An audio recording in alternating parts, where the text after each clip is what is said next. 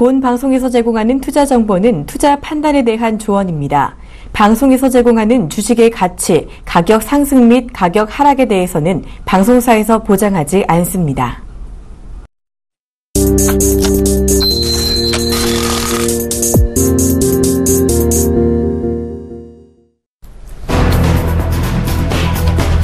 미국의 지난 3분기 경상수지 적자 규모가 약 7년 만에 최대치로 불어났습니다.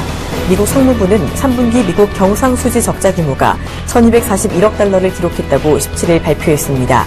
이는 앞서 시장이 전망한 1,186억 달러 적자보다 55억 달러 늘어난 수준입니다. 블룸버그 통신에 따르면 이 같은 경상수지 적자 규모는 글로벌 금융위기가 한창이던 2008년 4분기에 1,526억 달러를 기록한 이후 최대입니다.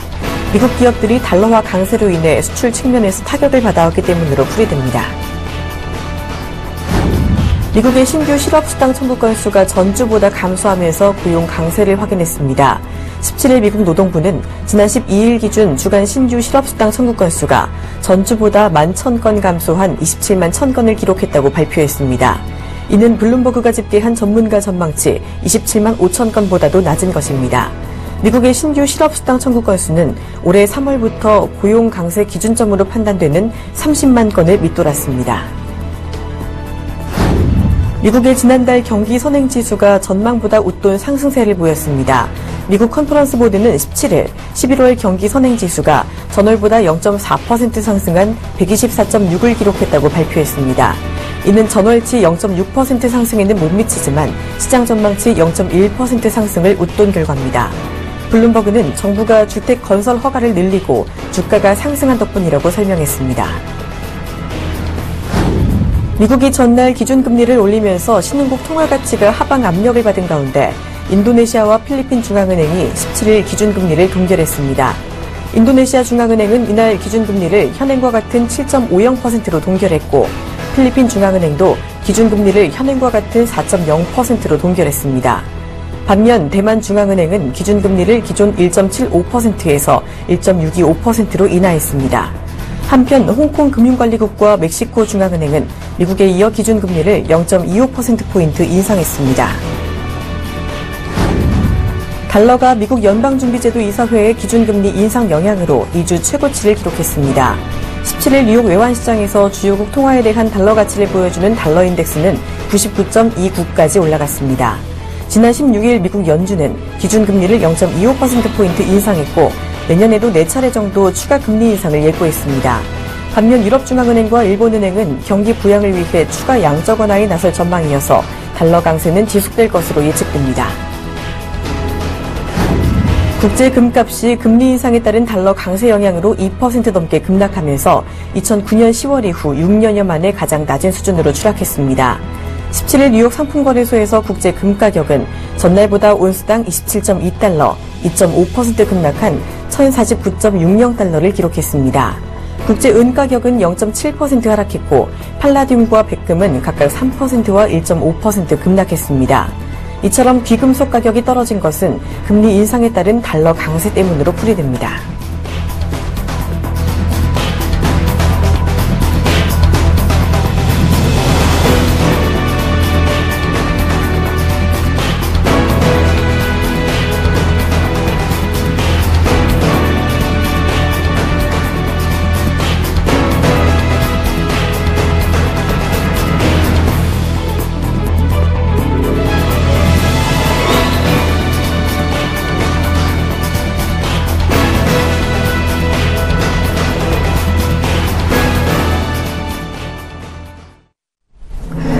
안녕하십니까. 출발 증시와이드의 박진영입니다. 미국이 9년 반 만에 기준금리를 인상하면서 세계 증시의 큰 불확실성이 해소가 됐습니다. 일단 세계 각국의 증시는 이런 사실을 꽤 반기는 모습을 보여줬는데요.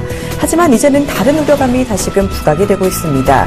일단 유가와 원자재 가격이 하락세를 이어가고 있고요. 또 아시아나 신흥국의 통화 가치가 하락하고 있는 모습입니다. 이에 여러 증시에는 이미 이런 성향들이 좀 반영이 되고 있는 모습을 보여주고 있는데요. 어제 전체적으로 글로벌 증시 어떤 마감 상황 보였는지 알아보도록 하겠습니다. 뉴욕 증시부터 보시죠. 자, 뉴욕 증시는 어제 하루 만에 급락했습니다. 다우지수가 1.43% 하락했고요. 나스닥이 1.35% 내렸습니다. S&P 500은 1.5% 하락하면서 마감하는 모습을 보였는데요. 이 금리 인상 호재로 상승한 지 하루 만에 3대 지수가 모두 1% 넘게 내리면서 이 어제의 상승분을 그대로 반납하는 모습을 보였습니다. 이 증시를 하락으로 이끈 것은요, 바로 유가와 원자재 가격의 급락이었습니다. 금리 인상이 실시된 지 하루 만에 다시 증시가 유가에 영향을 받는 모습을 보여주고 있습니다. 또 정크본드 시장이 다시금 불안한 모습을 보였고 달러도 다시 강세를 보이면서 지수에 부담을 준 것으로 풀이되고 있습니다. 어제 발표됐던 이 미국의 지표들도 엇갈린 모습을 보였는데요. 경기 전망과 고용 지표는 호조를 보였지만 경상수지가 7년 이래 최대의 적자폭을 보였습니다. 미국 증시가 하루 만에 하락하면서 오늘 우리 증시에도 어떤 영향을 줄 것인지 조금 더 잘 지켜보실 필요가 있겠습니다. 이번에는 유럽 마감 상황 알아보도록 하겠습니다. 어제 유럽 증시는요, 미국의 금리 인상 호재를 반영하면서 일제히 잘 오르는 모습을 보였습니다. 영국이 0.68% 올랐고요. 프랑스가 1% 넘게 올랐습니다. 가장 많이 오른 건 독일이었죠. 무려 2.5% 넘게 오르면서 급등세를 보였습니다. 미국의 금리 인상이라는 불확실성이 해소되면서 시장이 전체적으로 투자 심리가 회복이 됐고요. 특히 금융주가 가장 많이 수혜를 받았습니다.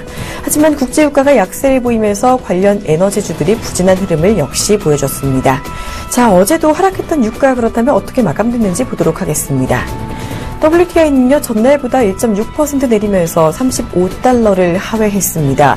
장중 한때 34.84달러까지 떨어지면서 2009년 2월 이후 최저치 기록을 다시 쓰기도 했습니다.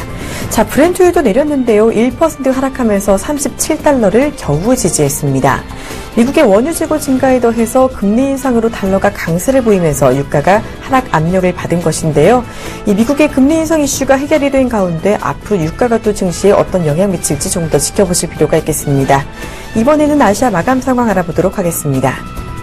자, 미국의 금리 인상은요, 아시아 증시에도 호재로 작용했습니다. 일본과 중국 증시 모두 잘 올랐는데요. 니케이 지수가 1.6% 가까이 오르면서 19,053포인트 선에서 마감을 했고요. 상해 종합 지수는 1.8% 오르면서 3,580까지 올라섰습니다. 선전 종합 지수도 2.7%나 오르면서 마감하는 모습을 보였습니다. 자, 금리 인상 수혜로 금융주들이 특히 많이 올랐습니다. 보통은 미국의 금리 인상이 증시에 악재로 작용을 했을 테지만요. 이 금리 인상 폭이 0.25%포인트에 그쳤고 또 이미 예상이 되어 있다라는 점에서 우려감보다는 불확실성 해소로 좀 긍정적인 작용을 한 것으로 보이고 있습니다. 자, 미국의 기준금리 인상이 미국의 경제 회복에서 이루어졌다라는 점에서 증시가 또 안도감을 보인 것으로 풀이가 되고 있습니다. 이번에는 국내 마감 상황 알아보도록 하겠습니다. 자, 국내 증시도 어제 양시장 모두 상승세를 보였습니다. 미국의 금리 인상이 이 국내의 투자 심리까지 회복을 시킨 것으로 보이고 있는데요. 코스피가 0.43% 오르면서 1977포인트에 마감하는 모습을 보였고요. 코스닥은 1.67%나 오르면서 658포인트를 기록했습니다. 코스피 장 초반에는 더 강했습니다. 1980선까지 회복하는 모습을 보여줬었는데요. 이 장 초반에는 외국인이 매도를 그치며 매수하는 모습을 보이기도 했는데 이 장중에 다시 매도 전환하는 모습을 보였습니다. 하지만 그 매도 폭은 평소보다 그렇게 크지는 않았습니다. 656억 원의 매도를 보였습니다. 이로써 외국인은 12일 연속 거래소에서 매도 행진을 이어갔는데요. 반면 기관은 어제도 코스피에서 1,700억 원 넘게 매수를 하면서 지수를 탄탄하게 받치는 모습을 보여줬습니다. 코스피 시가총액 상위 종목은 희비가 많이 엇갈렸습니다. 현대차와 기아차가 올랐고 한국전력과 네이버, LG화학 등이 잘 오른 반면에 대장주 삼성전자가 사흘 만에 하락했습니다. 외국인의 자금이 대거 빠져나갔고요. SK하이닉스도 어제는 외국인의 자금이 빠져나가면서 하락세를 보였습니다. 반면 코스닥의 시가총액 상위 종목들은 대부분 상승세를 보였습니다. 또 어제 코스닥에서는 코스피와는 달리 외국인의 매수가 강하게 나타났습니다. 코스닥에서 외국인은 712억 원이나 사들이면서 코스닥의 지수 상승을 이끌었습니다. 어제 원달러 환율은요, 4원 가까이 오르면서 1,180원대로 다시 올라섰습니다. 장 초반에는 옐런 의장의 이 비둘기파적인 발언에 1,173원까지 하락하면서 원화 강세를 조금 보였는데요. 중국이 다시금 위안화 가치를 절하하면서 고시 환율을 발표하자 원화 가치도 이내 뒤따라 하락한 것으로 보이고 있습니다. 어제 아시아 증시는 대체적으로 올랐지만 이 아시아의 통화 가치는 자본 유출 우려감이 나타나면서 대부분 하락하는 모습을 보였습니다. 미국이 금리를 인상하면서 시장은 이를 호재로 인식을 했지만요. 아직 환율이나 유가에 대한 우려감이 남아있는 것으로 보입니다. 자, 우여곡절이 많았던 이번 주의 마지막 거래일입니다. 출발 증시 와이드 지금 시작합니다.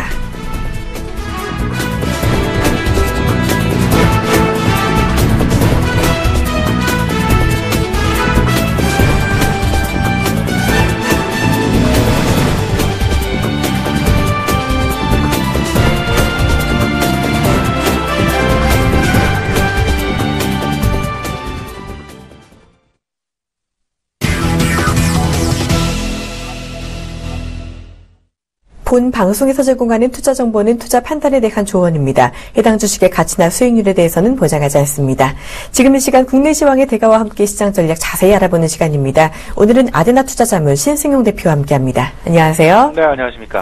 네, 어제 국내 증시가 일단 잘 올랐습니다. 미국이 기준금리를 인상하면서 수요일에 뉴욕 증시가 잘 올랐고 이에 우리 증시도 같이 오르는 모습을 보여줬는데요. 거래소에서 외국인의 매도가 조금 이어지긴 했지만 매도폭은 예전보다는 줄어드는 모습이었습니다.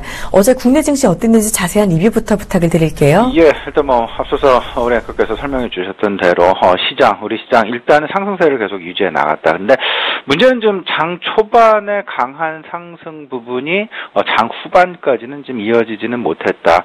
오히려 상승세가 다소간 좀 둔화되는 그런 마감세를 보였다라는 부분들이 점차 이제 그 시장의 어떤 그 형성 부분, 시장에서 고려하고 있는 부분들이 이제 그 서서히 바뀌어가고 있음을 내포하고 있는 것이 아닌가 이렇게 좀 생각을 하고 있습니다. 일단 문제는 이제 저거였죠. 그 금리 관련된 불확실성은 해소는 되었지만 앞으로 이제 과연 어떤 금리 인상의 속도를 보여줄 것이냐. 물론 옐런 의장의 비둘기파적인 발언, 점진적으로 경제 상황을 고려하면서 금리 인상이 이어질 것이다라는 그런 아주 그 시장 기대에 부합하는 시장 기대를 딱 맞춰주는 그런 발언을 했다라는 부분들이 우리 시장을 비롯해서 미국 시장은 물론 글로벌 시장을 상승으로 이끌어주는 가장 중요한 역할을 하지 않았나 이렇게 생각을 합니다. 일단 불확실성이 해소가 되었기 때문에 안도레리는 분명히 진행이 될 텐데 지난밤에 나타났었던 글로벌 증시 특히나 미국 증시의 어떤 그 변동성 부분, 미국 증시의 변동성 부분은 우리가 좀 곱씹을 필요는 분명히 있다라는 것.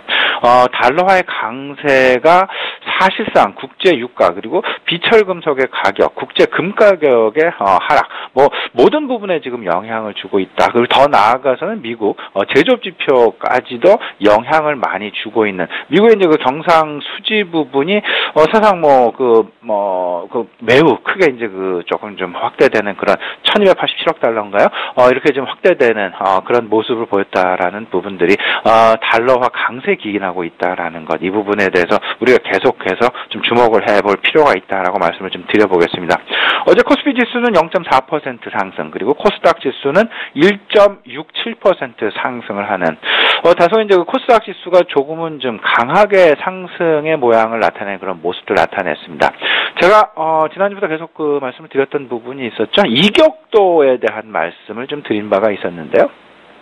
코스피 시장의 이격도보다는 코스닥 시장의 이격도가 조금은 더 컸었기 때문에 이 하락에 대한 갭매꾸기의 어떤 그 상황들이 코스닥을 기준으로 해서 코스닥을 중심으로 해서 빠르게 지금 나타나고 있다라는 거.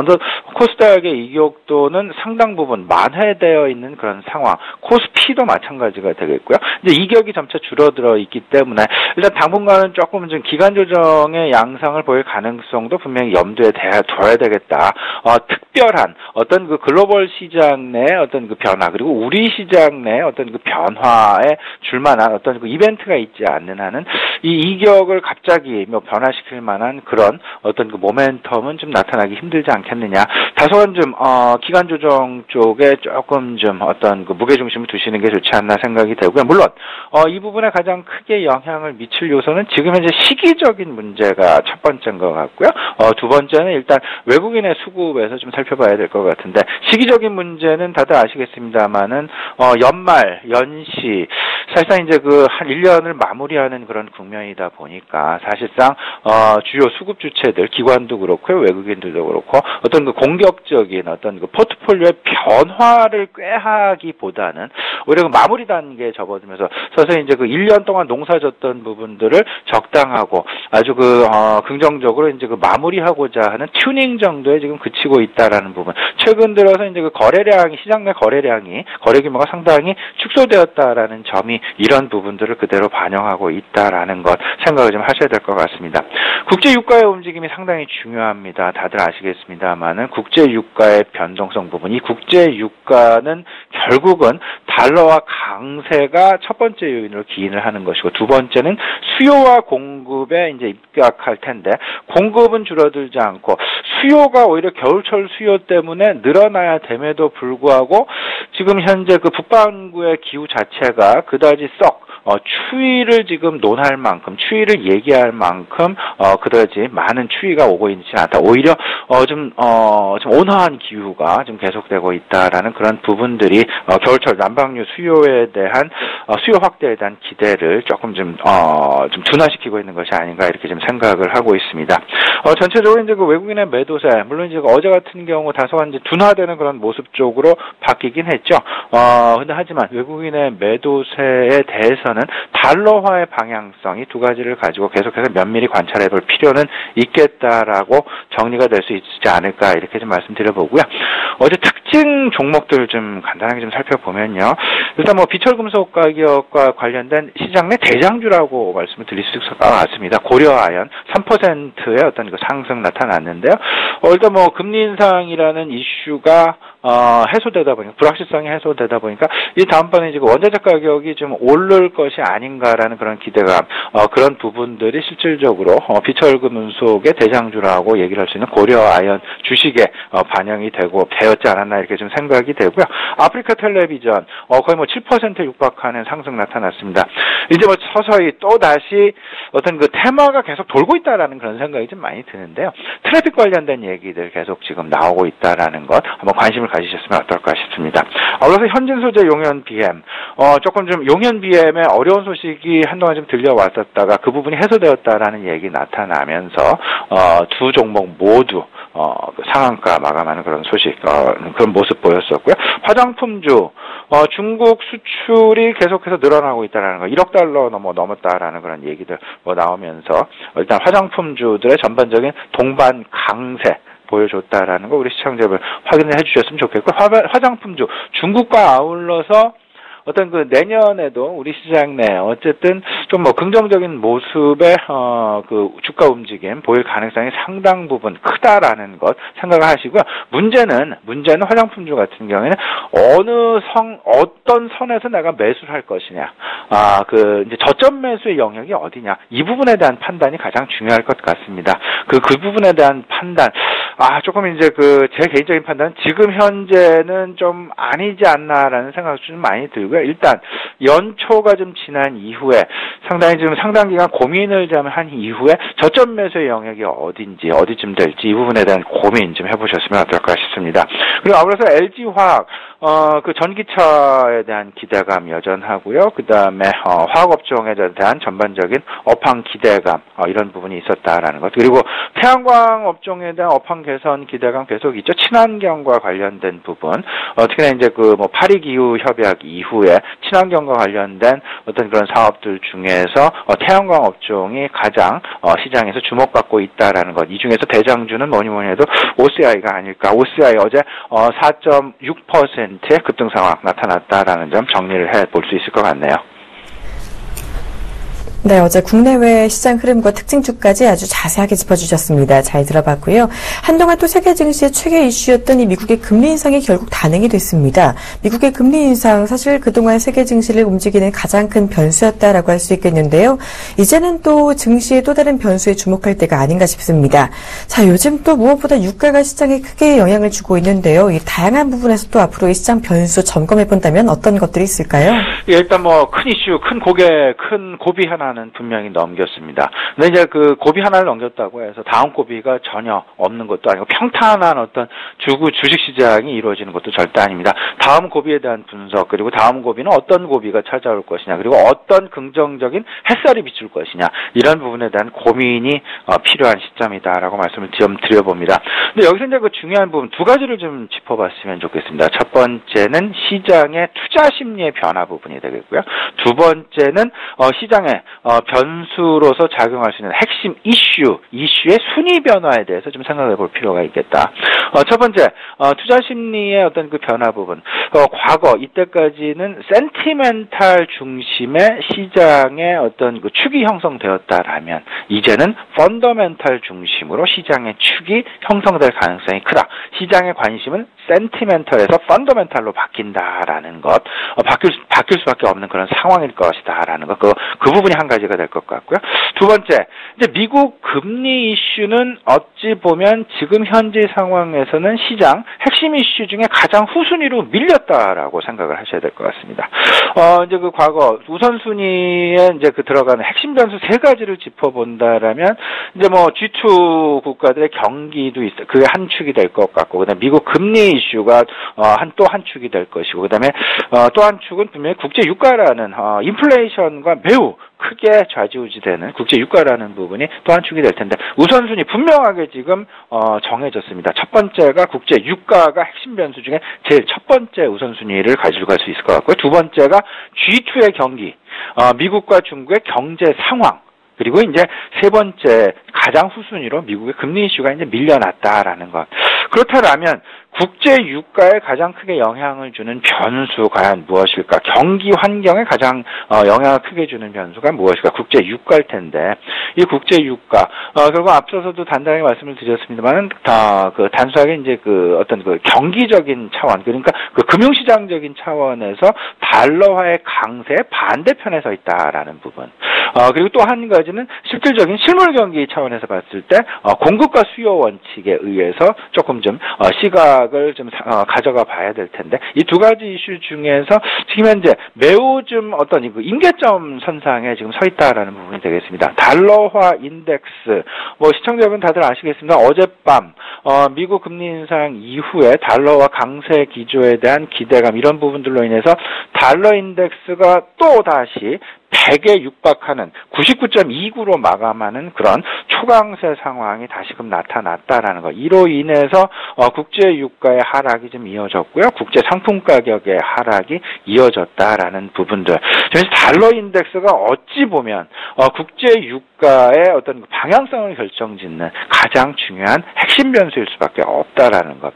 이 부분은 역시 우리 시장 내에서 초점을 우리가 가져가고 있는 외국인의 수급과도 밀접한 영향을 가지고 있다라고 보셔야 될 듯합니다.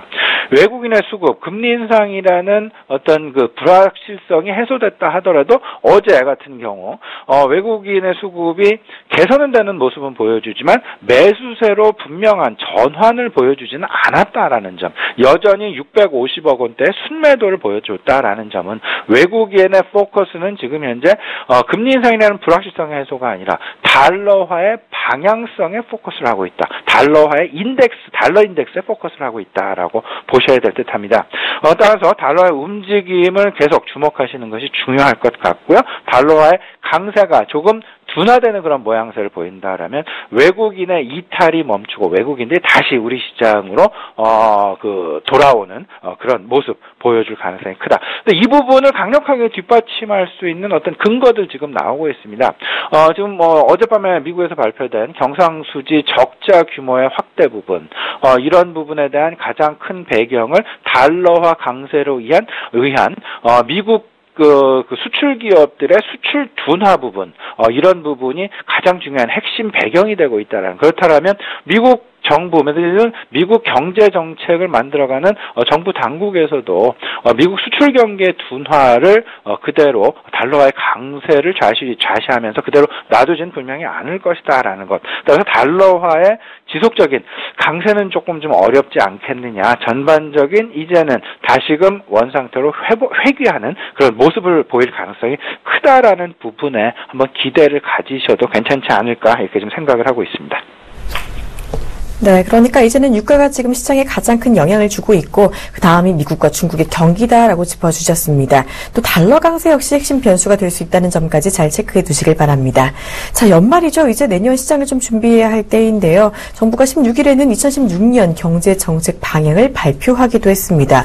여기서 또 모멘텀을 찾아볼 수 있지 않을까 싶은데요. 자, 내년 정부의 경제정책 방향에서 시사할 점이 있다면 어떤 것이 있을까요? 예, 우리가 여기서 굉장히 주목해야 될 부분이 있습니다. 두 가지 핵심 부분이 있다라는 부분을 좀 우리 시청자 여러분께서도 인지를 좀 하셔야 될 것 같은데, 경제정책의 방향 자체가 과거 물가 잡기였다면 이제는 물가 띄우기로 바뀌었다라는 것. 어느 이제 미국도 이제 마찬가지의 지금 경제정책, FOMC도 경제정책 방향을 우리와 지금 똑같이 갖고 가고 있다라는 부분이 어저께 새벽 미국 옐런 FOMC 의장의 발언에서도 지금 확실하게 나타나고 있습니다. 그 정부 정책 두 가지 중에 한 가지는 물가 잡기에서 물가 띄우기로 정책의 선회, 인플레이션 유도 정책으로 선화됐다라는 게 그 한 가지 축이 될 것 같고요. 두 번째 축은 각종 규제 완화를 통해서 내수 활성화를 꽤 하겠다라는 것. 여기서 시사점을 좀 찾아본다라면 내수 활성화를 꽤 하겠다. 그리고 그 각종 규제를 풀겠다. 그렇다라면 이 두 가지 공통점이 있습니다. 내수 비중이 큰 업종에서 각종 규제가 나올 수밖에 없다라는, 각종 이때까지의 규제에 대한 완화가 나올 수밖에 없다라는 그런 부분을 우리가 조금 힌트로 삼아봐야 될 것 같은데, 내수 비중이 큰 업종 몇 가지가 분명히 있겠죠. 통신업종도 그 중에 한 가지가 될 것 같고요. 음식료 쪽도 그 중에 한 가지가 되지 않을까 이렇게 생각이 되는데, 다른 조선업종이랄지 아니면 화학업종이랄지 철강업종이랄지 이런 부분은 수출 비중이 워낙 높기 때문에 어떤 그 부분에 대한 규제를 완화해서 내수를 활성화시키기에는 조금 기대는 아니다. 그런 정책은 분명히 쓰지도 않을 것이다. 그렇다라면 내수 비중이 큰 업종에 대한 규제 완화에 대해서 한번 생각을 해볼 필요는 분명히 있어 보인다.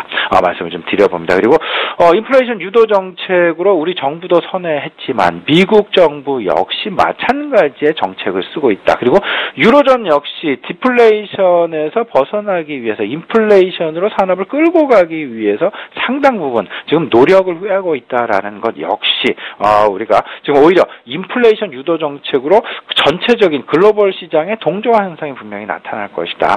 이 속에서 이런 부분 생각을 해봐야 되겠죠. 먼저 인플레이션을 유도하고 그 이후에 경기 회복이 쫓아가는 그런 그림들.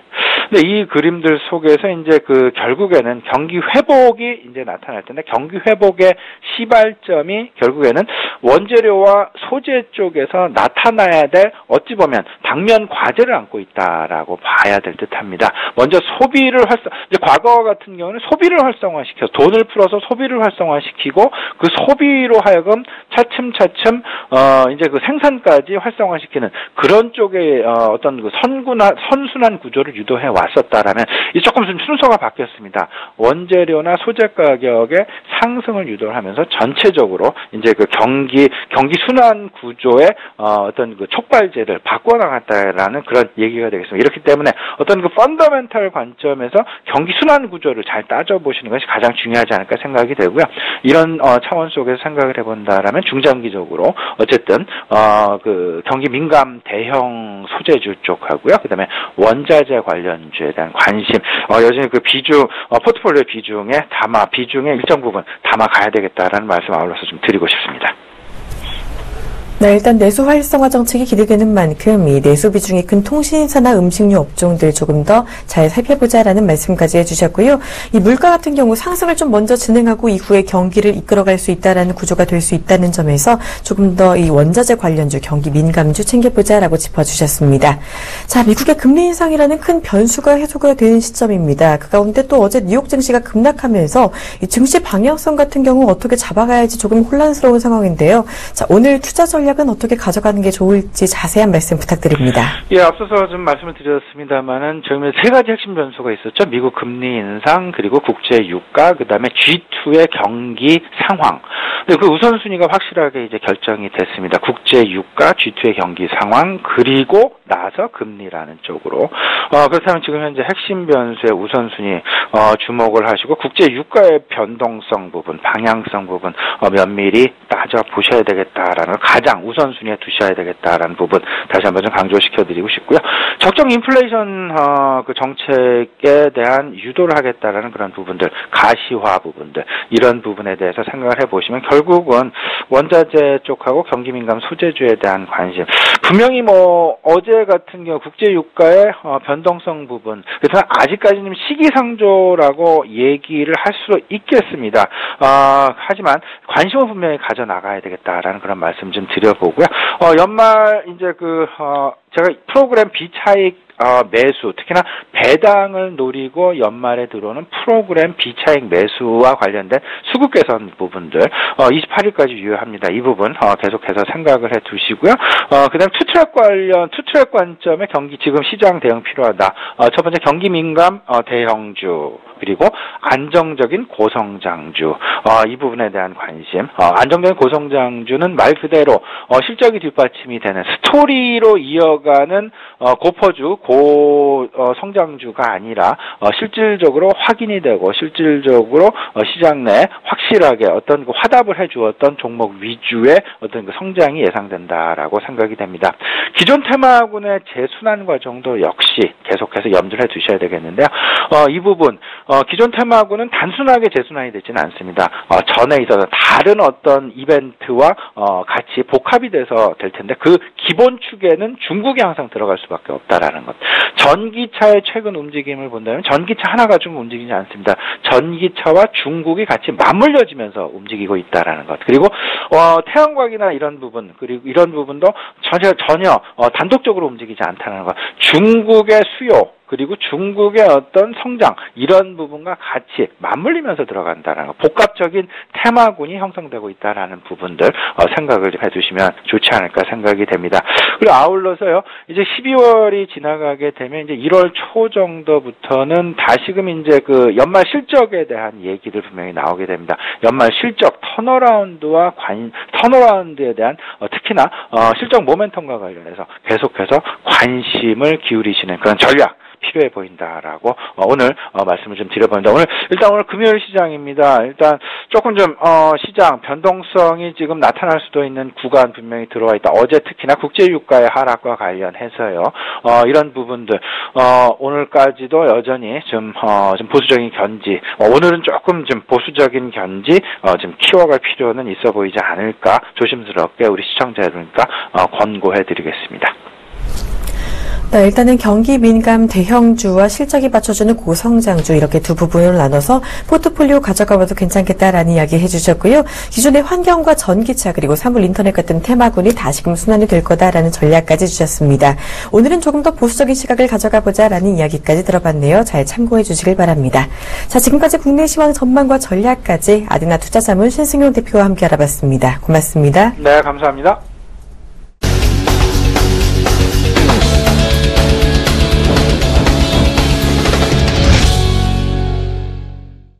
야간 선물시장 마감 상황을 통해서 오늘장 시초가 예상해보고 전략까지 들어보는 시간입니다. 지금 이 시간 샘플러스 김선철 멘토 전화 연결해보겠습니다. 안녕하세요.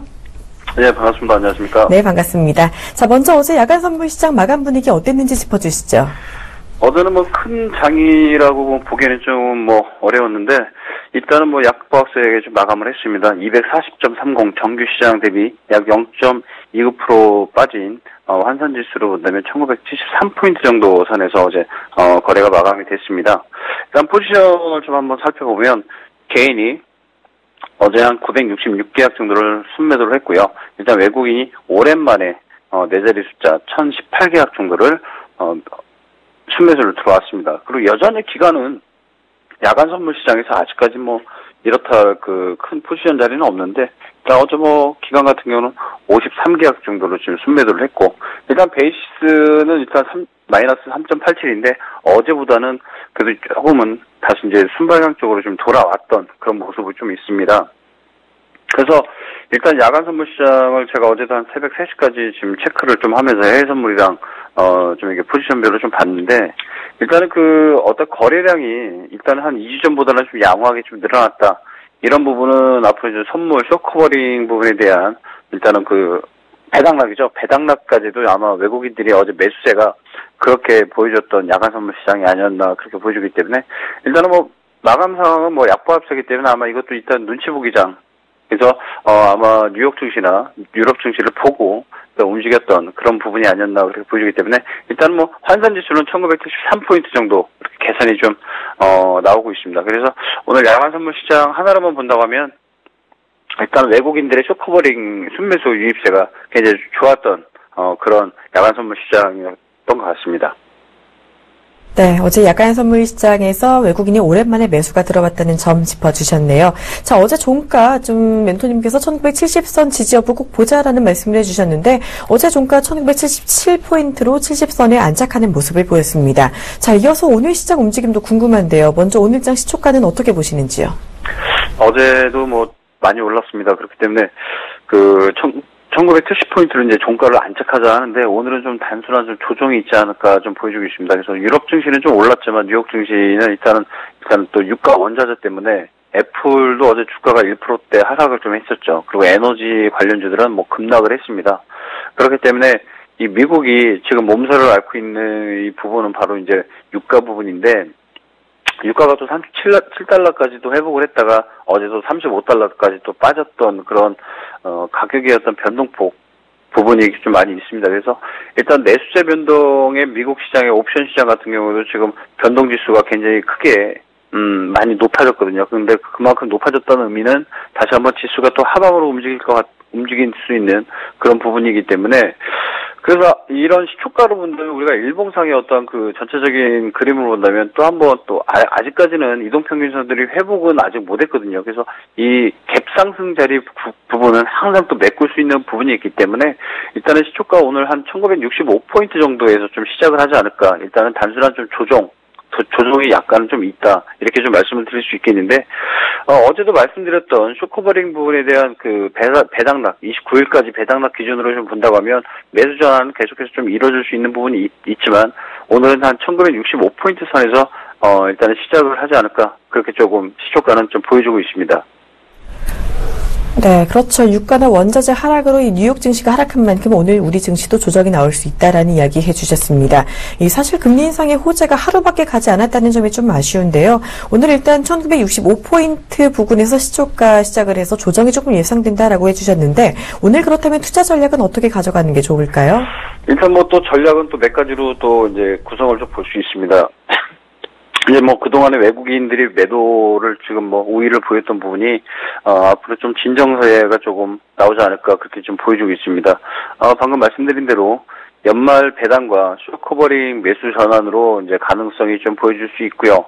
미국 금리 인상 불확실성 해소라는 호재가 하루 만에 진정되는 모습은 좀 보였지만 앞으로 미국 금리 인상 마무리가 좀 이제 어느 정도 정확히 좀 돼야겠죠. 그래서 이제 21일 이후부터 다음 주부터는 강세 전환 가능성은 좀 보여주고 있습니다. 그래서 일단 성장주가 높은 우리가 중소형주로 매매 전략을 구성을 좀 하는 게 좀 어떤가 이렇게 좀 개인적인 생각도 들고 그리고 계속해서 말씀드렸던 뭐 ETF, 코덱스 레버러지 그리고 인덱스 투자로 포트폴리오를 좀 구성을 하시는 게 지금은 좀 현명한 판단이다 그렇게 좀 생각을 좀 하고 있습니다. 그래서 우리가 지금 보면은 FOMC가 약 10년 만에 기준금리 인상을 단행한 데다가 향후 또 점진적인 통화정책 정상화 스탠드를 확인하려면 안도랠리가 좀 지속해서 가능성이 높다는 의견이 계속해서 뭐 증권가에서도 좀 의견이 우세하다 이렇게 좀 나오고 있는데 근데 사실 뭐 안도랠리가 경로가 그 동선이죠. 어떻게 이제 굳혀야 될지는 좀 더 지켜봐야 될 수 있는 게 좀 평가 부분인데 일단은 지금은 현재 미국 달러가 계속해서 강세가 지금 되고 있습니다. 그러면 우리가 좀 한숨을 좀 돌리자 했을 때 이제 수출주가 이제 과연 어떻게 또 움직이는지 또 우리가 또 주목을 또 해야겠죠. 그래서 지금은 또 리스크는 유가입니다. 그래서 앞으로 국제 유가 하락이 어디까지 또 점진적으로 빠질지는 또 몰라요. 하지만 근데 제가 유가가 지금 보면 한 35달러 정도에서 지지를 좀 보이고, 저항대는 지금 37달러 한 50센트 정도에서 계속해서 마무리가 되고 있는데, 그 정도 밴드에서 좀 움직여준다고 하면, 일단은 우리가 원자재 가격이 지금 하락이 되고 있는 부분이니까, 지금 구간에서 직접 투자가 좀 망설여진 분들이라면, 간접 펀드로 좀 비중 확대를 조금 가도 되지 않을까 그렇게 좀 보여주고 있습니다. 그래서 국제유가의 어떤 일시적인 일단은 반등을 좀 노린다기보다는 일단 원자재 가격이 지금 어느 정도 아랫자리 구간에서 마무리가 됐기 때문에 일단은 뭐 직접 투자 뭐 이것도 좀 비중도 있겠지만 일단 현금 보유로 좀 아직까지는 조금 저는 한 표를 더 던지고 싶고요. 그래서 간접 펀드도 지금은 나쁘지 않을 것 같다 이렇게 좀 보여주고 있기 때문에 일단 주식형 펀드 쪽에서 본다면 이미 환매 물량이 거의 다 소진돼서 빠진 자리 구간입니다. 그래서 지금은 또 채권형 펀드 쪽으로 지금 굉장히 좀 우위가 있어가지고 많은 자금들이 몰리고 있습니다. 그렇기 때문에 우리 개인 투자자들 입장에서 본다고 하면 간접 펀드도 좀 용이하다 이렇게 해서 좀 다시 한번 포트폴리오 설정을 좀 들어가실 때, 뭐 ETF, 코덱스 레버리지나 인덱스 투자와 간접 펀드 쪽에서도 좀 원자재가 그동안 많이 빠졌기 때문에 이 부분에서 한 4가지, 5가지 종류의 어떤 포트폴리오 구성도 직접 하실 수 있는 부분이 있으니까 이쪽으로 한번 구성 요약을 좀 잡으셔서 대응 전략 구사해 주시길 바라겠고요. 그 다음에 이제 우리가 이제 코스피 같은 경우에는 뭐 외국인들이 노출이 굉장히 좀 심화가 좀 크죠. 그래서 앞으로 이제 배당락 이외에는 좀 조정 가능성이 좀 있다. 이렇게 또 이제 2가지로 해석을 할 수 있을 것 같습니다. 방금 말씀드린 대로 미국 금리 인상이 마무리가 됐지만 21일 다음 주부터는 뭐 강세 전환 가능성이 있겠다라고 지금 제가 언급은 좀 말씀을 드렸지만 이 부분에서 또 단점이라고 하면 외국인들이 노출이 심한 코스피에서는 배당락 이후에 조정 가능성은 또 우리가 염두를 하자. 그렇기 때문에 신흥시장의 리스크는 계속해서 좀 남아 있습니다. 그래서 제가 아까 3번째로 말씀드렸던 성장주가 높은 중소형주 쪽으로 우리가 매매 전략을 구성을 하실 때 앞으로 이제 미국 금리 인상은 미국 경기에 대한 자신감의 발현이기도 하지만 금융 자산 가치가 이제 가치 평가가 기준이 할인율이 된다는 거죠. 그래서 이제 이 부분이 앞으로 미국 통화정책 정상화 스탠드가 완만할 것이라는 뭐 할인율 상승에 우려가 완화됐다 보여지면서 성장주의 가능이 높은 중소형주의 강세가 이어질 걸로 지금 미국 시장에서도 판단이 되고 국내 증권사 리포트에서도 그렇게 지금 나오고 있는 입장이기 때문에 앞으로 뭐 신흥시장의 리스크가 존재한다라는 그런 가정하에 성장주가 높은 중소형 주주로 매매 전략 좀 구성을 해주시고요.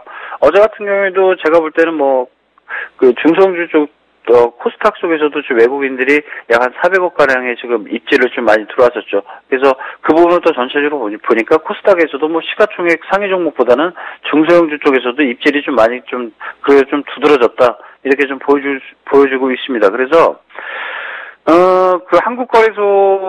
한국거래소 내용적으로 자료를 좀 보니까, 지난달 17일 이후까지, 최근 한 달간 코스피 같은 경우는 고점 대비 저점까지 조정폭이 5% 정도에 좀 불과했었는데, 코스닥 같은 경우는 한 9%까지 윗돌았거든요. 그래서 일단은 뭐 반등을 억누를 심리적 저항선까지 지금 나타났다는 얘기입니다. 그래서 코스닥 700선까지는 한 6.4%, 6.5% 정도 가량이 좀 남아있기 때문에, 일단은 뭐 지금 코스피 1977포인트에서 2000선까지는 불과 한 1% 정도밖에 좀 안 남았죠. 그래서 일단은 뭐 앞으로 갈 길은 코스닥이 좀 많이 있다. 그렇기 때문에 일단은 2가지로 좀 본다고 하면 코스닥과 코스피가 앞으로 같이 동시에 출발선을 놓고 간다고 하면 코스피 같은 경우는 뭐 선물로 조금만 매수 주체가 좀 움직여준다고 해도 뭐 1%는 금방인데, 일단 코스닥에서는 한 6.4% 700선까지는 좀 남아있는 그런 부분이 좀 보여주고 있습니다. 그렇기 때문에 중장기적인 어떤 포트폴리오 구성으로 본다면 코스피 쪽에서도 중소형주 매매 전략을 하시는 것도 우리가 또 하나의 뭐 포트폴리오 구성할 때도 여러 가지 방법이 있겠지만, 이 부분도 우리가 전체적인 뭐 개인 투자자분들이 꼭 중소형주도 더 좋아하시는 분들도 계시기 때문에 저는 뭐 제 개인적 생각입니다. 그래서 중소형주 쪽에서도 한 표를 더 던질 테니까 전략적 구성을 하실 때 아까 말씀드렸던 뭐 ETF, 코덱스, 레버리지, 인덱스 쪽으로 한번 체크해보시면서 중소형주, 간접 펀드까지 한번 전략 구성을 하시면서 오늘도 뭐 대형 전략 구성을 하실 때 성공 투자 되시면서 마무리 좀 됐으면 좋겠습니다. 이제 앞으로 얼마 남지 않은 그런 부분이 있으니까 앞으로 이제 너무 섣부른 판단보다는 이런 것들을 하나 체크인 하시면서 오늘도 성공 투자 되시는 하루 좀 마무리 좀 됐으면 하는 생각이 좀 들고 있습니다. 네, 일단은 곧 외국인이 매수 전환할 가능성을 이야기를 해주셨습니다. 오늘 조정을 받더라도 다음 주 월요일 이후에는 다시금 시장의 강세 전환이 가능할 거다라는 이야기도 해주셨고요. 오늘도 또 성장성이 높은 중소형주를 바라보자라는 말씀까지 해주셨습니다. 종목 선정 잘 하셔서 대응해 주시길 바랍니다. 지금까지 샘플러스 김서철 멘토와 함께 예상 시초가와 전략까지 알아봤습니다. 고맙습니다.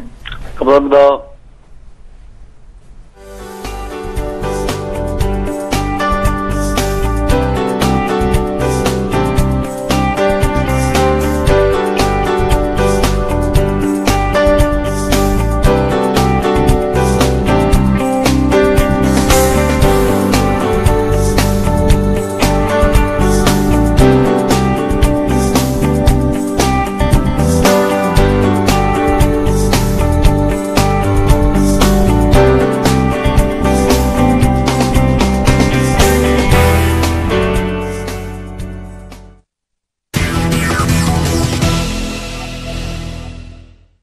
이드코의 성한가 팩토리 시즌2 시간입니다. 오늘도 여의도에 계시는 샘플러스 이드코 멘토 만나봅니다. 안녕하세요. 반갑습니다. 네, 반갑습니다. 어제 우리 시장이 상승 마감을 했었습니다. 거래소에서 외국인이 매도를 이어가기는 했지만요. 그 매도 폭이 조금 줄어들었다라는 게 눈에 띄는 모습이었는데요. 그 가운데 간밤에 유가가 급락하면서 뉴욕 증시가 또 하락했습니다. 이 시장 방향성 잡기가 조금 더 어려워 보이는 상황인데요. 금요일인 오늘은 어떤 대처 방법을 가져가야 할지 오늘도 좋은 말씀 부탁드립니다. 글쎄요, 일단 어제 같은 시장이 이제 상당히 변동성이 심했던 그런 하루였다라고 볼 수 있겠죠. 어제 양 지수 때 코스피, 코스닥 모두 상승은 했지만은 장중의 움직임들이 거의 강세 출발을 했다가 고압까지 밀리고 재차 마이너스 전환까지 했었던 거래소 지수 상황이었는데, 자, 결국에 이제 종가상에는 이제 플러스 마감한 그런 모습들, 하지만 거래소 같은 경우에는 음봉 마감한 그런 상황의 모습들, 그리고 코스닥 같은 경우에도 어느 정도 상승 마감을 했지만은 어느 정도 엉망치 양봉이 나와주는 그런 상황이었습니다. 자, 일단은 뭐 어제 이제 유럽 증시가 급등한 그런 모습이었지만은 다우지수의 하락, 유가의 하락, 그리고 중국발 경기 둔화에 대한 부분으로 또다시 급락 마감하는 그런 모습들이 좀 나와주는데, 자, 다우지수의 일봉 차트를 보시면은 그동안에 이제 다우지수가 계속적으로 18,000포인트 이상 부근권역에만 들어오면 맞고 떨어지는 그런 모습들이 좀 나와줬죠. 이 구간에서 15,000대 구간에서 에너지를 응집한 이후에 슈팅이 좀 나와주고 있는 그런 모습들. 자, 그 이후에 박스권 상단 구간까지 현재 올라왔던 그런 상황들이 계속적으로 이어졌으면은 이 구간만 가면은 지속적으로 맞고 떨어지는 흐름들이 나와주고 있는 그런 다우지수의 모습, 현재 모습이 되겠습니다. 자, 61선이 저항으로 작용했다가 지지로 전환한 그런 모습들. 자, 이제 이 다우지수 같은 경우에는 일단은 61선에 대한 지지 여부가 상당히 지금 중요한 그런 국면으로 들어온 그런 상황이 되겠지만은, 일단은 제가 이제 그동안 지수를 말씀 좀 드릴 때 금리 인상이라는 것이 일단 노출된 악재이기 때문에 이것을 이제 불확실성 제거로 받아주면서 그동안에 지속적으로 매도세로 일관했던 외국인들의 포지션이 이 불확실성이 제거가 될 때, 그러니까 금리 인상에 대한 불확실성이 제거가 될 때, 그때 이제 매수세로 돌아가야 되는지 대한 부분들 반드시 확인을 좀 해야 된다라고 좀 말씀을 드렸던 부분들을 좀 기억을 하실 텐데, 자, 일단은 어제 이제 결론만 놓고 보면은 일단은 외국인들에 대한 매도 폭이 상당히 좀 줄었다라고 좀 볼 수 있겠죠. 매도 포지션이 조금씩 줄어들고 있는 그런 모습들이 좀 나와주고 있겠지만은, 글쎄요, 이거는 이제, 매수로 돌아서는지에 대한 부분들이 아직까지는 확인이 되고 있는 과정들이 아니기 때문에, 일단은 그 폭은 적게 나오고 있지만은 결론적으로 보면은, 매도세로 일관했다라는 부분들이 일단은 어제 시장에서의 팩트인 그런 부분이 되겠습니다.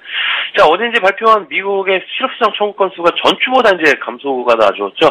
우리가 예상했던 12월 금리 인상에 대한 부분들이 더욱더 이제 확고하게 다져지는 듯한 그런 지표들이 11월 블랙 프라이데이 이후에 점진적으로 경기 지표들이 좋아지고 있는 그런 모습이 좀 되겠는데, 자, 결국 이제 이런 모습들이 지속적으로 나와줘야 되는 그런 부분들이 되겠지만은, 일단은 금리 인상에 대한 어떤 그런 불확실성 제거가 오늘 새벽에 마감한 다우지수만 보더라도 단발성으로 끝나는 모습.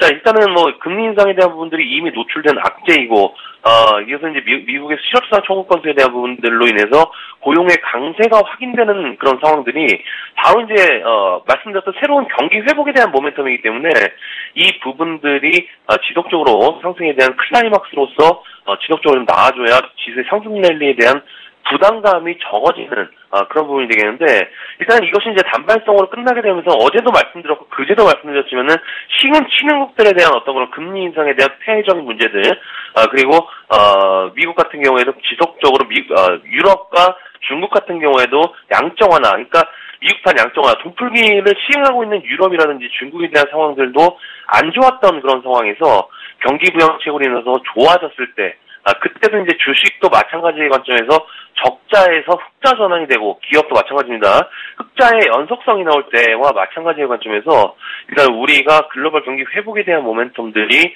지수와 주식시장을 이끌 수 있다는 점은 지속적으로 변함없는 현실이다라고 볼 수가 있겠습니다. 자, 그래서 뭐 어제는 뭐 유가의 하락 그리고 중국발 둔화에 대한 부분들이 나와주는 결론적으로 그런 악재들이 나아지는 그런 상황이지만은, 앞에서 말씀드렸던 이런 새로운 경기 회복에 대한 모멘텀들이 지표로서 확인될 때, 그때 이제 사실상 다시 한번 재차 상승 구간으로 열려있는 그런 과정들로 좀 볼 수가 있겠지만은, 이것이 이제 조금이라도 틀어지게 된다면은, 지수, 또다시 변동성이 커질 수밖에 없는 현실이고 구조이기 때문에, 그 부분들을 인지를 하시면서, 대응하신 전략이 현명한 그런 방법이지 않나 싶습니다. 자, 그래서 어제 이제 대부분의 종목들이 상승 마감한 그런 상황이 되겠지만은, 어제 이제 말씀드릴 때 왜 금리 인상 전에 지수를 올렸을까에 대한 부분들을 생각을 해본다면은, 결과적으로는 이제 순수한 의도는 아니었다. 결국 이제 우리 지수도 오늘 하락 출발할 것으로 일단은 좀 예상이 되는 그런 상황에서, 전일 이제 음봉 마감한 거래소 지수 같은 경우에는 음봉 마감한 그런 상황이기 때문에 5일선에 대한 지지 여부 상당히 중요한 그런 부분이지 않나라고 좀 볼 수가 있겠고요. 자, 그리고 이제 전일 코스닥 지수를 말씀드릴 때 제약바이오 섹터에 대해서 언급을 잠시 드렸던 부분들을 기억을 하실지 모르겠는데, 자, 어제 이제 이익 할인율, 그러니까 일반적으로 금리가 인상을 하게 되면은 바로 이제 수혜를 받을 수 있는 업종으로 매수세가 몰리는 것이 당연한 그런 결과의 측면들이 되겠지만은, 미래의 성장성에 대한 부분들, 그러니까 결국은 이제 신약이 되겠죠. 이 신약에 대한 성공 가능성이 미래에 있는 제약바이오 섹터들에 대해서 직접적인 수혜는 받지 못하는 그런 상황이기 때문에 이익 환율이 좀 더 커질 수 있다는 부분들, 그러니까 결국 이제 당장의 주가의 상승이 나올 수 있을까에 대한 부분들을 우리가 생각해 봐야 된다라고 말씀드렸던 그런 부분이었습니다. 자, 근데 어제 같은 경우에 상당히 당황스러운 상황들이 좀 나와줬죠. 코오롱 생명과학이 장중에 어제 한 8% 정도 급락이 나오게 되면서 제약바이오 섹터의 상황들이 전체적으로 흔들렸던 그런 모습이기 때문에, 자, 어제 이제 61선에 대한 지지가 나오고 있었던 그런 셀트리온이라든지 그리고 코스피 지수에서는 한미약품, 일단은 두 종목 61선에 대한 지지세가 나올 때까지만은 보유자분들에 대한 포지션은 일단은 홀딩 관점으로 보자라고 좀 말씀 좀 드렸는데, 자, 다행히 어제 같은 경우에 흔들리는 제약바이오 섹터들이 흔들리는 그런 모습들이 나아졌지만은, 제약바이오를 대표하는 두 종목이 아직까지는 61선이 이탈되지 않고 유지를 하는 그런 모습들. 자, 그래서 이제 오늘 같은 경우에도 마찬가지의 경우가 되겠죠. 계속적으로 61선에 대한 지지 여부가 상당히 중요한 그런 부분으로 판가름이 될 수 있는 어떤 그런 부분이기 때문에, 자, 두 종목 모두 61선에 대한 지지 여부 계속적으로 확인하시는 전략으로 보자라고 좀 말씀 좀 드리도록 하겠습니다. 자, 특히나 이제 뭐 내년에 진통제 신약에 대한 해외 기업과의 어떤 기술 이전이 예상되는 에스텍 파마 같은 경우에도 61선이 이탈되는 그런 상황이 되겠지만은, 빠르게 회복하는 모습들이 나와줘야 이러한 재료가 있는 종목군들도 재차 상승 가능한 그런 위치에 놓여질 수가 있는 그런 부분인데, 글쎄 일단 제가 봤을 때는 당장의 주가 상승보다는, 그러니까 올해보다는 내년이 더욱더 기대가 되는 그런 제약바이오의 섹터이지 않나 싶습니다. 자, 그래서 어제도 말씀드렸지만은 코스닥 지수 상승하기 위해서는 제약바이오 섹터의 상승이 나올 수밖에 없는 그런 구조이기 때문에, 결국 이제 제약바이오 섹터의 상승이 다시 한번 예상은 된다. 하지만 이제 그 전까지의 움직임이 상당히 중요한 그런 상황이기 때문에 지속 상황들 조금 더 지켜보시면서 대마신 전략으로 보자라고 말씀 좀 드렸던 겁니다. 그래서 이쪽 섹터를 공략하실 때도 누차 좀 말씀을 드리겠지만은 재료가 있는 종목군들 위주로 무턱대고 고가 대비 많이 빠졌다라고 해서 들어가지 마시고 재료가 있는 종목군들 위주로의 매수세로 집중하시는 전략으로 보자라고 말씀 좀 드리도록 하겠고요. 자, 최근에 들어서 많은 종목군들이 신저가 그러니까 바닥권에서 뽑아주고 있는 그런 모습들의 상황들이 되겠죠. 최근에 대형주 쪽에서는 철강, 어제 같은 경우에 철강 섹터들이 하락마감한 그런 모습들, 그리고 건설주들 같은 경우에는 중소형 건설주들과 더불어서 시멘트 관련주들까지 어제 바닥권에서 장대 양봉을 뽑아 올렸던 그런 모습들. 자, 그리고 증권주들도 신저가에 계속 연속적인 있는 그런 상황이었죠.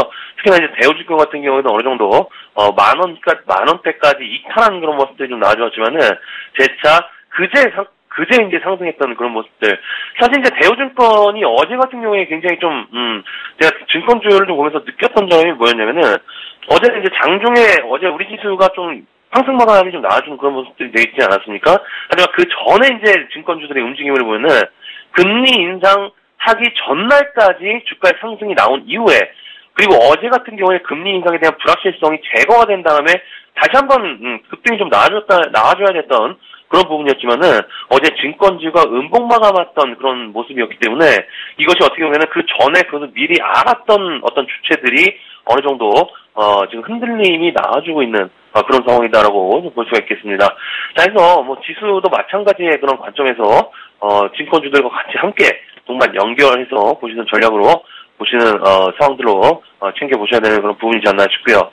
자, 결국 이제 지수의 상승과 가격 할인율이 높은 기업부터 저평가된 기업까지 이제 매수세가 몰릴 수 있는 그런 부분이 당연한 그런 상황이기 때문에 일단은 현재 손실 중이신 종목군들, 특히나 이제 보유하고 계신 분들께서는 지수가 조금 흔들리더라도 아직까지는 조금 더 롱럼의 관점에서 보자라고 좀 계속적으로 말씀을 좀 드리고 있는 겁니다.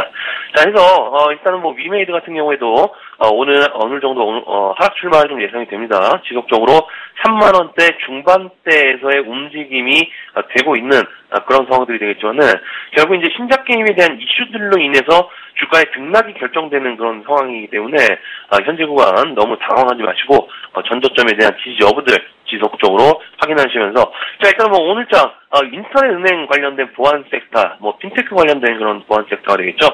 일단은 한국 정보인증 같은 경우에 최근 들어 상당히 좀 많이 급락이 좀 나아졌던 그런 부분이 되겠습니다.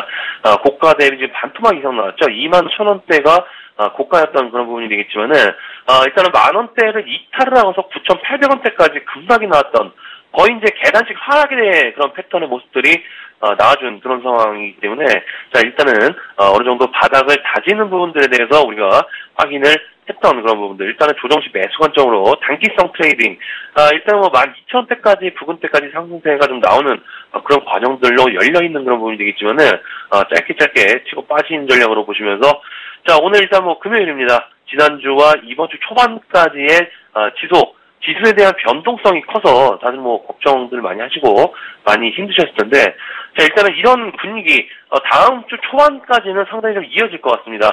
변동성이 어제 우리 지수만 놓고 보더라도 굉장히 변동성이 컸던 그런 상황이기 때문에, 일단 다우지수도 오늘, 태명의 마감한 다우지수 같은 경우에도 급락한 그런 상황에서 알 수 있으시, 변동성에 대한 부분들 지속적으로 유의하시면서, 자, 주말에는 체력을 보충하시는 주말 되시기를 바라면서 오늘장도 파이팅 하시길 바라겠습니다.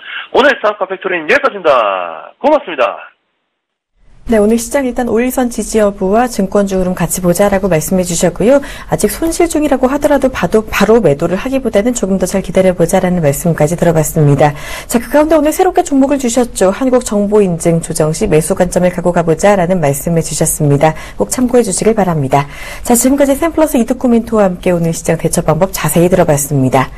우리 시장이요, 어제 뉴욕 증시의 급락 영향을 받고 있는 모습입니다. 코스피, 코스닥 모두 하락 출발 준비를 하고 있는데요. 큰 폭의 하락까지는 아니지만 지금 시간 0.3%가량 하락이 예상되고 있습니다.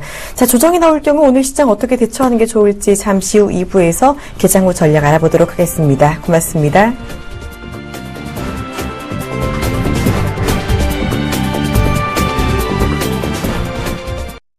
본 방송에서 제공하는 투자 정보는 투자 판단에 대한 조언입니다. 방송에서 제공하는 주식의 가치, 가격 상승 및 가격 하락에 대해서는 방송사에서 보장하지 않습니다.